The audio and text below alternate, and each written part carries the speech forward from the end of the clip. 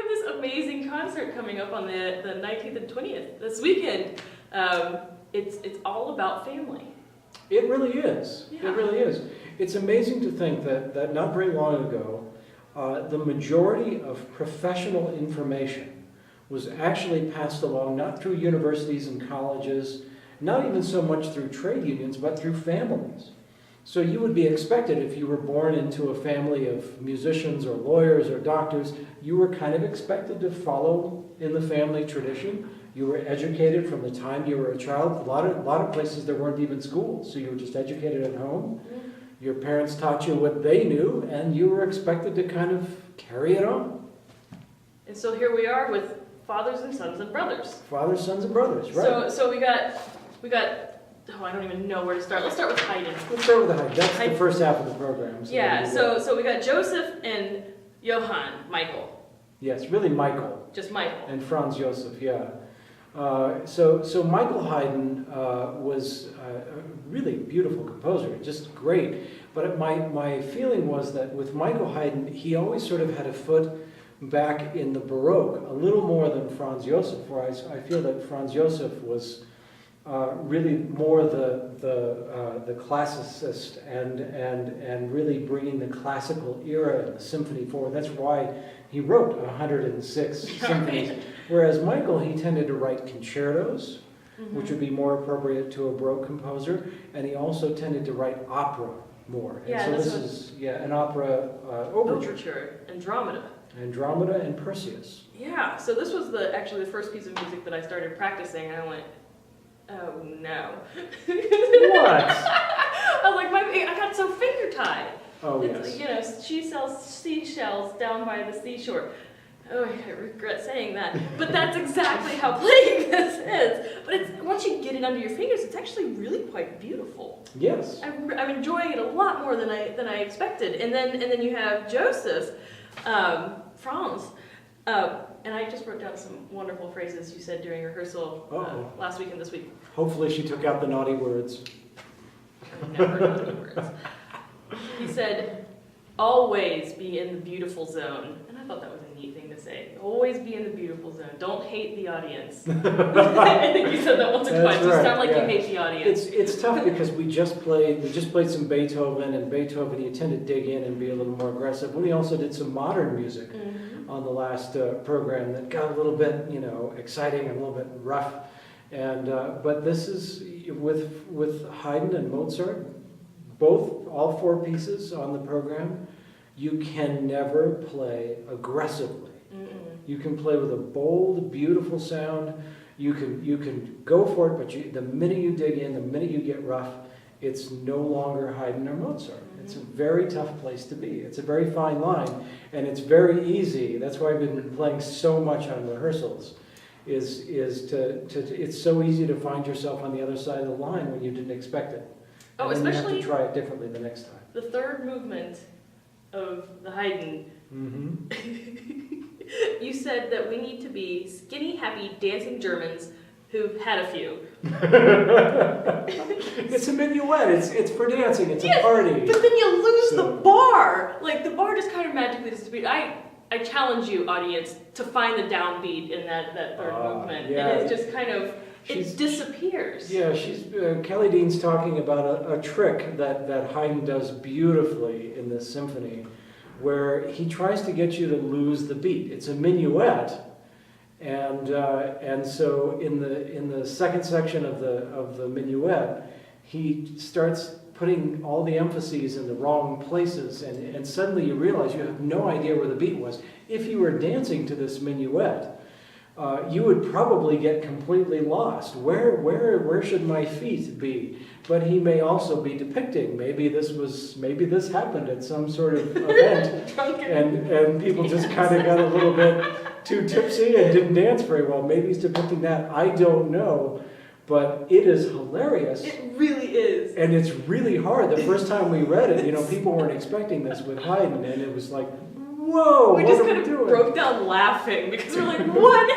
happened? And my favorite quote, you said, you're going to have to count, and I quote, I'm not going to be particularly helpful. That's right. That's right. There's not much I can do. The emphases, for a conductor, the emphases are all in different places. And there's no way to conduct every one of them because he has sometimes, in a simple measure, he'll have like 6 of them and you can't race around and get them all.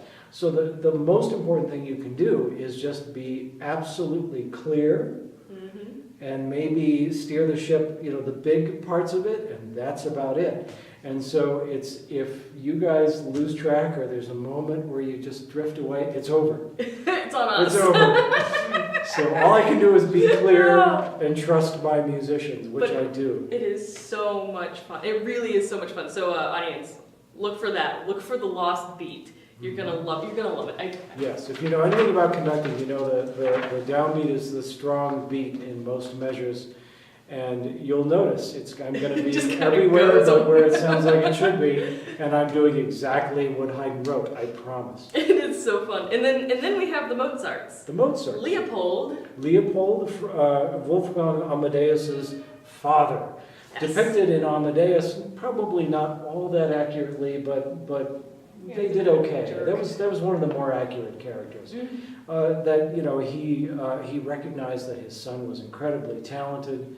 He wanted his son to follow in his footsteps, but young Wolfgang was sort of destined for something different. And it didn't look like what his father wanted. And so his father, there was a certain level of disapproval. And Leopold was also sort of a step back in time, which you would expect from generations like this. But he wrote again more concerti. He didn't do a ton of symphonies like his son did, and he wrote lots of opera. Again, this seems to be a generational thing. And we have a very unusual solo instrument this time. Yeah. You don't know the name of this instrument? It's trombone. Well, I was going to let you have that line. Oh. Did you know that Erica Devins' son is learning to play the trombone? Well, excellent. Yeah, so he should be particularly interested in this. I'm so glad I got it right. Quizzing me. But yeah, the trombone. I'm actually really, really excited. We haven't rehearsed this one quite yet, but I'm very excited about it because I had no idea that it was even around. At this point, the trombone really hadn't made its appearance in the symphonic orchestra at all.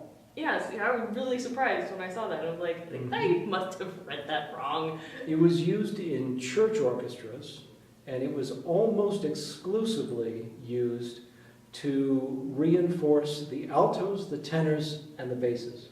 And that's why we have the 3 trombones we have. We have the alto trombone, and this concerto is for the alto trombone, the sort of little baby trombone. and then we have the tenor trombone, which is the one everyone's pretty used to, and then we also have the bass trombone. And so that was their assignment, basically. They sat in church and they reinforced voices almost exclusively. And so it isn't even until, there isn't a single Mozart symphony with trombones at all. Yeah. We see him in some of the masses, again, reinforcing the voices. In the Requiem, Mozart's Requiem, the famous Requiem, he has just a handful of chords that the trombones do on their own without the voices. And then there's that trombone solo at the beginning of the Tuba Mira. And so it's very, very sparse. And so actually, ironically, in terms of being a solo instrument, the trombone was probably more in favor in Leopold's time than in Wolfgang's time. That's why Wolfgang, we don't have a trombone concerto. We don't have a trumpet concerto from him. It's too bad, because we could really use one. But that's why we only have piano and violin. And that clarinet concerto and the 4-horn concertos. It's and the oboe flute. But we don't have, brass had sort of fallen out of favor, and it's really too bad. Well, then that's because you have the strings. We're amazing. I mean, what do you need anything else if you have the strings? Divas. So I've decided that not only is this concert about family, but it is your way of telling the second violin section how much you love them and hate them. It's a bit of a frenemy relationship, if you will. Right. Because my arm is about to fall off. completely just fall off. All I do is just chug away, chug, chug, chug. Especially this last movement. And thank you for that repeat. He tells us the first rehearsal. We're not going to take that next repeat. Don't worry about it. So I'm like, yes. I put a big X over it today. He's like, oh, did I say that? No, I didn't. Put it back in. Changed his mind. I can only assume it's because we played it so beautifully. He's like, I gotta hear that again. That's it. No, actually, in rehearsal tonight, it didn't feel balanced. It didn't feel like it worked out. And so I changed my mind, and that's why. He loved us. This symphony, this is Mozart's, generally referred to as his 28th symphony. I think it's K200, right? 200, yeah. And you know, here he is, just I think really reaching the height of his powers. He's just finding his voice. It's all there, and this symphony is incredible. I mean, it is diverse. It is exciting, and yes, the last movement. For some reason, he hinges the whole thing on the second violins. They start at the beginning and there's and they never stop. And so it's really hard as a violinist. You can't fight. If you fight it, you die. Yep. It doesn't work. You've got to be relaxed. You've got to play lightly, and that's how you get through it. And so it's a real challenge. I'm loving that the second violins are really going for it. That alone. In fact, just to watch Kelly Dean play it, that is reason enough to come see this concert. You have to. It's all about family, and we need you there, our audience family. Right. Yeah. Oh, and one other thing, I do want to mention our soloist is Braun Wright. He is the principal trombone player of the Colorado Springs Philharmonic. Beautiful player, just one of the most tasteful trombone players I've ever come across. So it's going to be a great opportunity to sort of go back into this wonderful time in music, the late 18th century, and to hear this family connection between these composers, and to hear some pieces that you might not hear very often, including, by the way, I know it's Haydn's 92nd Symphony, the Oxford. It's his most modern symphony. He takes more chances here than he ever took in any other symphony. So all the more reason again to hear it. Yeah, absolutely. I'm very, very excited, and I hope to see every single one of you this weekend. I can't wait. Okay. Okay. All right. That'll do. That'll do.